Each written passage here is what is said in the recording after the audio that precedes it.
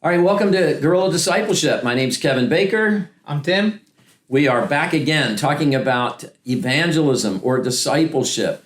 Kind of the dirty word, evangelism. We're trying to make sure it cleans up. We want to clean it up. We want to make whatever we can do to help you not feel like evangelism is an offensive practice or something that you don't want to participate in. In fact, I think our goal is to create a better biblical understanding of discipleship and evangelism, that you would go, man, I want to spend the rest of my life doing this because it's fun. God uses me. And that's the big part of this is how God wants to use us in our lives.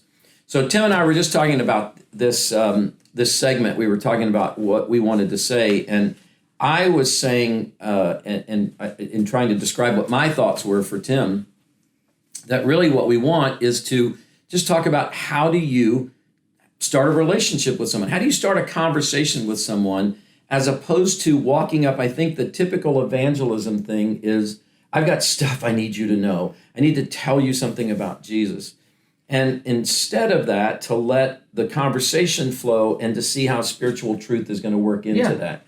How do you usually start? You're Mr. Outgoing, never met a stranger kind of guy. How do you start conversations with people? It's just all over the place. Okay. So how about at the gym? I mean, at the gym, I joked about this, I think, last time we talked. Yeah. If someone's walking by or they're doing something like don't have clips on or something there, I was like, oh, hey, did Jim never tell you, like, you should probably do this? Or like, oh, hey, how's your day going? Oh, good. Or, for instance, the guy that works at the front desk, I'll just use that one. I saw him a couple weeks in a row because he's always working there because I go at the same time and he's at the same time. And then I forget, one of us made a comment. I'm not sure what about either, the weather or time or what. I think I started asking him because it was really early in the morning. I was like, how early do you get here? And he's like, oh, I get here this early. I'm like, man, how, do you go to bed then? And kind of followed that to a natural progression. And then Paul, who was working at the front desk, started telling me about his life and then started telling me about how he's on a second marriage and talking about why he has to work because of retirement and things like that. And they don't know you're a pastor. They're just Paul has no clue who I am. Yeah. And so then... And we've had conversations now every single Thursday. I go in and talk to him. But it simply was just thinking like, okay, if I was in Paul's shoes, what would I be thinking or what would I be feeling? And so that was how I addressed him. But I'm thinking, dads waiting outside of a Target waiting for their wives to get done, or outside of a soccer game or a pool. You like just making conversation about maybe what they're empathizing with them or think about what they're thinking about. At the gym, it's usually a friend now introducing me to another friend, or even if someone's, this is really easy at the gym, if someone lifts something heavy or does a really good job, you'd be like, hey man, like, that was awesome. Good. Or you cheer them on and like, thanks. And or maybe that's really good form, and making a nice, not creepy compliment. Always good to not be creepy. Yeah. And especially in evangelism. Yeah. I think when you were talking, Tim, one of the things that came to my mind was when Jesus approached people, he was not focused on himself, he was focused on them. Yeah. And so part of what we're trying to get you to do is to focus on the other person, to begin to ask questions of them, get to know them. People are usually willing, if you're not creeping them out, willing to talk about themselves. Hey, tell me a little bit about yourself, or do you come here often? I mean, that sounds a little bit like a pickup line, but that's not what I mean. But, hey, is this your gym or whatever? And so the idea is I have found in my life that the more I ask questions of people, the more they're willing, they want to talk about it. I mean, it shows an interest in them. Jesus often asked questions of people as well. And so I think there is a real power about just asking questions, getting to know someone. But from a biblical point of view, from a disciple-making point of view, we're looking for spiritual openings that are organic. Yeah. That's the biggest thing. There may be no opening. And so maybe nothing happens in that particular conversation. But we've talked, I think, before on Guerrilla Discipleship about the conversation quadrants, the idea of, sort of just casual conversation is the weather. Yeah. Hey, do you know about this piece of equipment? Meaningful is more about, someone saying that I'm on my second marriage. They've moved out of casual into meaningful. And then we're trying to figure out, either they're going to lead it or we're going to lead it into spiritual in some way. And that happens, hopefully, organically. So the point of all of this is to begin to get every one of us thinking beyond, I need to convert you. let me just say right from the beginning, and I think you would agree with this, Tim, God is the only one that changes people's hearts. We don't change people's hearts. But he's asked us, he's basically saying in the scripture, I'm going ahead of you to all these people. I'm working in their lives. I'm wooing them, and I want you to be the person that I'm going to use to help all of that become concrete. So they may be facing difficulties. They may be in a problem at home or financially or health-wise, and God is using that to begin to get them thinking about him. And then he's saying, hey, Tim, when you walk up to that person, I've already teased this up, so now I just want you to develop a relationship with them that I can use to help them come to know me. So again, if we can get you thinking beyond, you're there to check a box and say, I shared the 3 steps of evangelism with someone. It's really just an organic conversation. It may be that your conversation with someone would be months, weeks, or months before it becomes a very spiritual conversation. This doesn't always happen. In fact, it maybe more often doesn't happen. In one meeting, the first meeting with someone, you jump to a spiritual place. On the other hand, sometimes people just presents those things to us. So we're talking about developing relationships. Tim, maybe this is going to be a hard question for you because you're Mr. Relationship, but what if I don't do relationships well? Oh, man. I don't think you have to do relationships well. Okay, help me with that. I think people who say they don't do relationships well are people who say, would more times than not say, I don't know what to say or how to say or what to talk about. And I don't think you need to. Okay. I think there's the spiritual way and then there's a non-spiritual way, but still I think connects it are 2 easy ways. Okay. While you were talking, I thought of something. Asking someone for help or asking to help them, 2 easy ways. You don't have to be a relational guru. There's plenty of times in the gym when someone's doing something heavy. I'm like, hey, man, do you want a spot? Like, oh, no, I'm good. I'm like, if someone spots you, your chances are getting they're 5 more pounds. And they're really? They're like, I don't know, I just made it up, but do you want it? And then they usually fail. And they said, see, I should have spotted you. And it's kind of like a humor thing. Or if you want help, even if you don't need help, like, hey, would you mind grabbing that for me?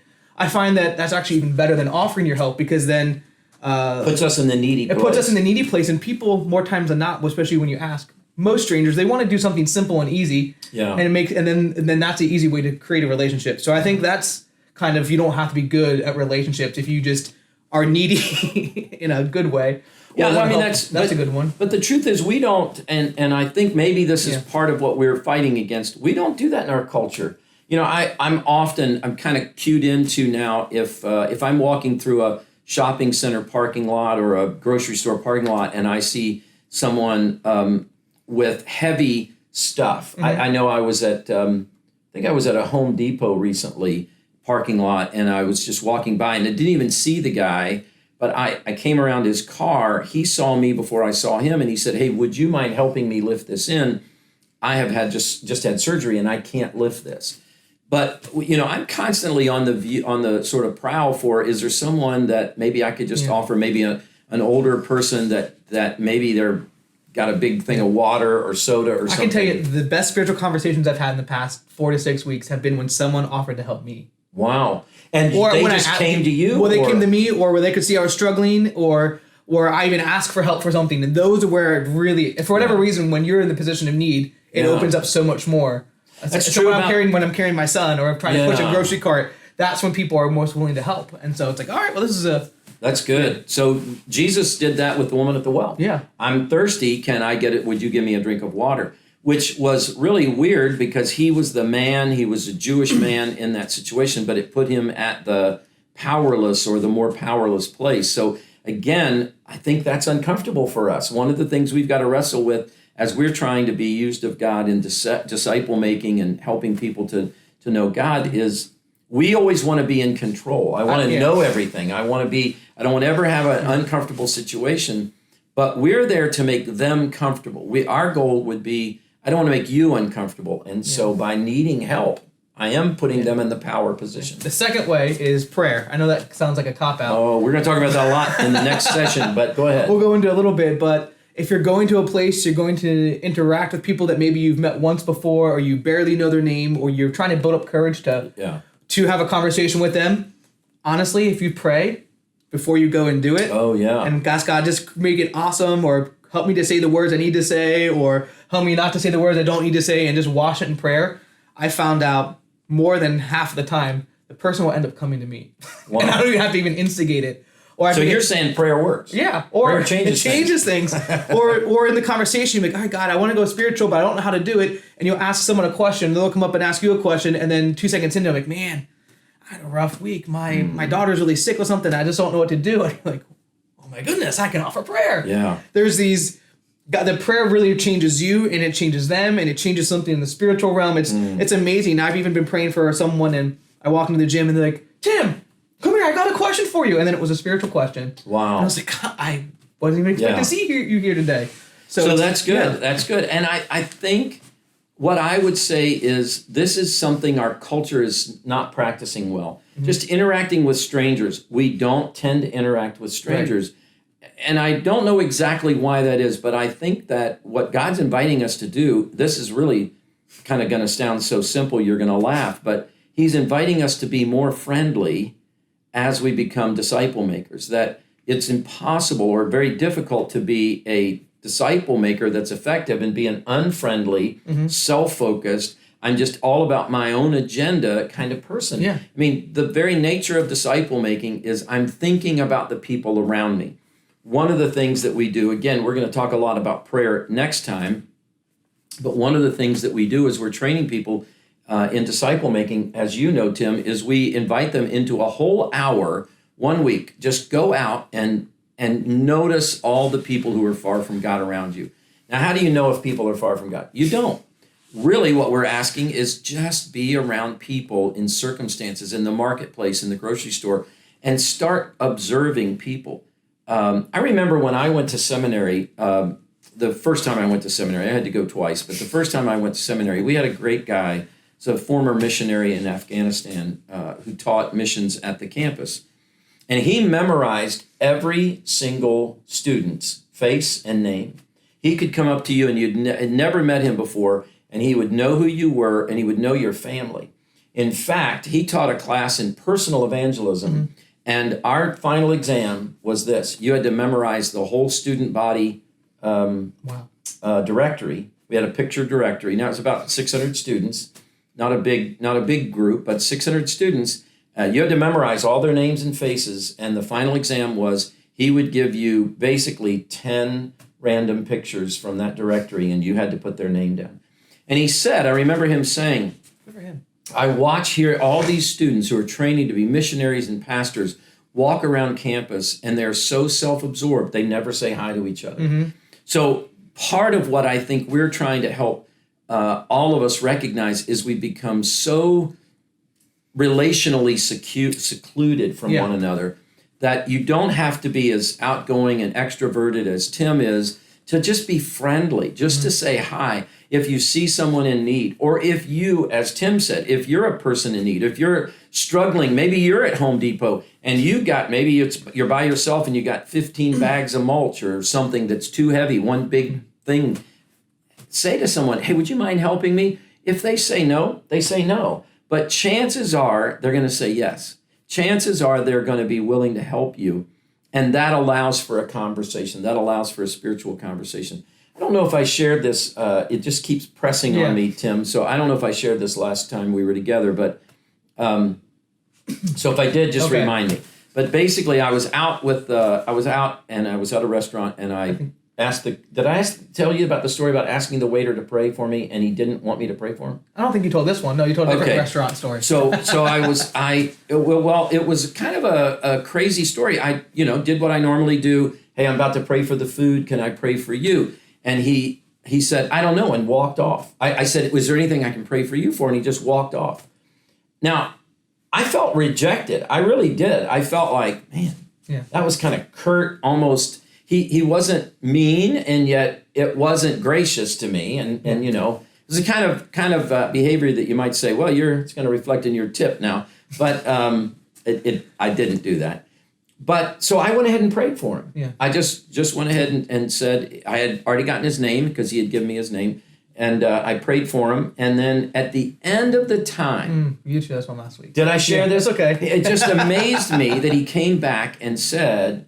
I made it through that rush. Thank you. So he was very rushed.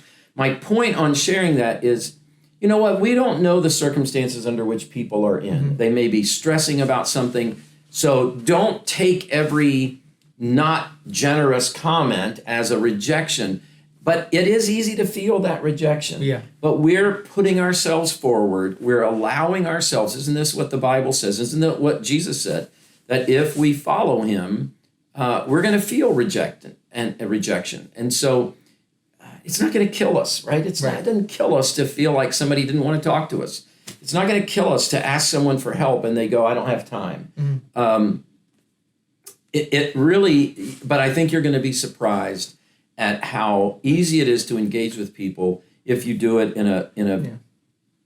I think it's hard for us in a post-COVID cell phone, world where we always are. So I have 5 minutes to get this done. I really need to look at my phone because there's something going on. COVID, we were very secluded, and so it's really hard not to be focused on ourselves when we have our own agenda and our own plan and our own hopes and dreams. Yeah. So let's give people 3 or 4 things that they could do this week. Yeah. We want you to do all 3 or 4. We're going to come up with them on top. So here's the thing that I'm going to say. Pay attention when you're at the grocery store, Home Depot, wherever you go. Look for someone that you can say, do you need help with that? There's one thing. See what happens. See if any conversation. I'm going to tag on to what Tim said, though. Pray about it. Like, oh my goodness, God, there's someone, help me. Whatever it is, throw up a 2-second prayer, but ask them, can I help you with that water? Can I help you with lifting that into your car? Just begin to look for needs around you. So there's one. You got one? Yeah. You had said spend an hour with lost people. Yes. That's something we do with the disciple making movement training. And so if you want to spend an hour with people and just look at people's needs and look at people's faces and see who it is and see where they're going and see other problems and even just take a chance to pray for people, good spot, the Costco cafeteria. Ah. You can just go into Costco and sit there. Any Costco, because you can either watch them come through the line or you can watch them eat the food, and you just kind of sit there and watch. And it's a great place where people are always moving. Really you can always see what's in their car. You can see people with kids. You can see people who are by themselves. You can see different cultures. It's a really good spot. You can just sit there, get yourself a $1.50 hot dog if that's your thing, or I like a $1.50 hot dog, or a cheap pizza or a chicken bake, and just pray over the people. Maybe you don't know their needs, but just pray over them. And man, that's wonderful. Yeah, that's a really good spot. So really, I think what both of us are saying that I feel like we need to go back and sort of make sure that we're clear on. This means that you've got to allow time for disciple making in your schedule. Take an extra 15 minutes. Maybe you normally would just rush out of Costco. Take 15 minutes and say, God, this is your 15 minutes. I'm just going to sit here, maybe get a soda or something and observe the people at the Costco or Sam's, wherever you go, BJ's, whatever those big box stores are that you sit in or that you go to. And I'm assuming they all have cafeterias or whatever. But Costco's the one that Tim's recommending. Or give yourself a little bit more time. In fact, how about this? Park as far away from the front of the store as possible so that you have to walk through as much of the parking lot. Give yourself a chance to see other people. I know, speaking of Costco, and this is a little sensitive, right? As a man, it's hard to know how to, in a non-threatening or creepy way, to approach women. But the last time I was in Costco, I was by myself, and I wanted to get a soda before I left, and there was a woman juggling a cart full of stuff, 2 kids, young kids, and she was trying to get them food, and so that they could sit down. And a few times I thought, how do I offer to help her without it feeling creepy?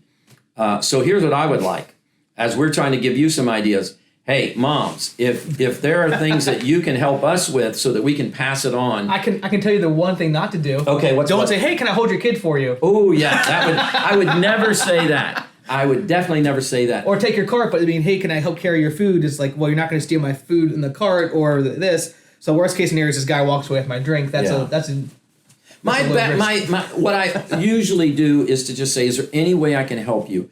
Because that gives them the freedom to say, no, thank you, I'm okay. Moms, you moms are amazing at what you can accomplish. I can't do what you moms do. But But I think we do have to be sensitive, right? If it's a guy, if I'm going to a guy, there's no, I don't feel as much as I might be threatening to them or worried about that kind of thing. But I think we need to be sensitive about those conversations. Same way, if you're a lady and you see a guy that's struggling with help, you know, maybe you're thinking, I don't want him to think I'm coming on to him. Again, I think we're asking God to use us in relational ways. If we can get that one thing through your head, that evangelism and disciple making are organically done in the context of relationship. The relationship might take weeks to develop. It might take years to develop. It might develop just like that. God's going to help us understand that as we just continue to ask him. So we've given you two things. Can I add something to the thing you added? Yeah. You said acts of service. Yes. So there's the small actions. I would encourage you to do a small statement, which is easy as saying, when they say, hey, thank you for helping me, say, no problem, or I'd love to help you, I'm blessed, and I wanted to bless you. There you go. That's, I'm blessed and I want to bless you. Really easy sentence, not super hard. You're not saying that you want them to convert on the spot, but to actually add a sentence with it. Don't speak, no problem, and walk away. And I used to, a little bit more. The guy, I can't think of Steve, I can't think of his last name right now, but he did a thing called servant evangelism. And he used to always say, when he would serve people like that, one of his responses that I always feel like I can go to is just showing you the love of God in a practical way. That allows for them to say, oh, wow, that's great. Or, oh, my goodness, this is a God guy and I don't want to talk to him. But what, as Tim said, what we're doing there is we're not drawing attention to ourselves. We're not receiving the praise for ourselves, at least not alone. We're channeling that praise back to really, we're just serving God, and we're here to serve you because we're serving God. And see where that conversation starts and where it goes. I'll tell you another thing that I did recently that was really amazing, the way that it worked out. I mean, I could have never, in fact, this story is being told right now.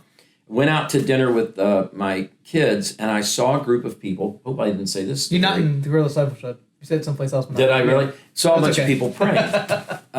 And I just felt like I saw them in a concerted time of prayer, and I wanted to go up and talk to them. I had no idea who they were praying to, but turns out that they're Christians, and they are looking for a place.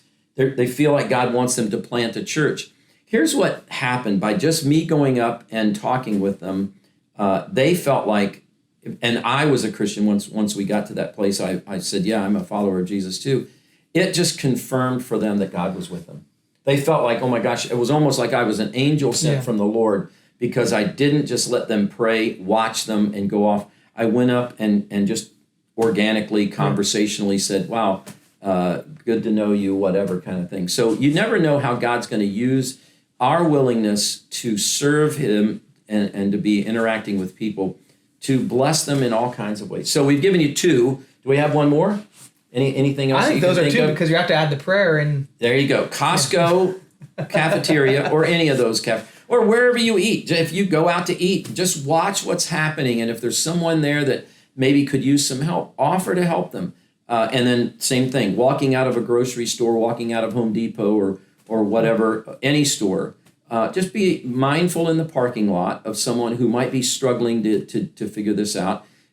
Be sensitive about if you approach somebody that has kids, that they are going to be frightened. If you are approaching someone if you're a man, approaching someone of the opposite sex, the last thing we want to do is to make them feel uncomfortable. So sometimes it's better to stay a distance away from them. You know, you don't walk right up to behind them and say, hey, can I help you? But you give them plenty of room, and you say, hey, is there any chance, do you need some help? That they don't feel so smothered by you. So again, these are the kinds of things that there's no way you're going to learn this except doing it. Yeah. All right, we've given you two ways to begin to see how God's going to use you. Please go do it this week. As always, let us know what we are saying that would be, or that what we can help with. If there's anything we're saying that you're confused about, let us know. T. Parker at Oakdale.church, K. Baker at Oakdale.church. We love that you're a part of the Guerrilla Discipleship family, and we will see you next week.